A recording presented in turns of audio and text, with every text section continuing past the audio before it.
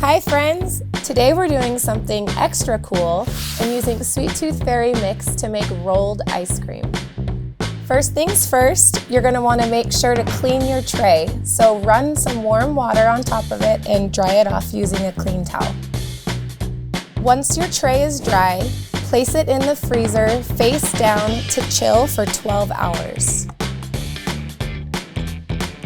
To roll that ice cream, you need to add 1 extra cup of cream to the mix. Now combine your milk and your cream, whisking in your favorite Sweet Tooth Fairy ice cream mix. Remove the chilled ice cream tray from the freezer and pour half a cup of ice cream mixture onto the tray.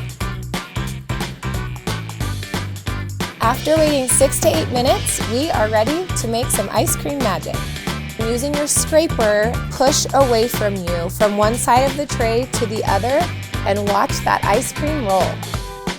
Set your rolls on a plate or in a bowl and get ready to decorate.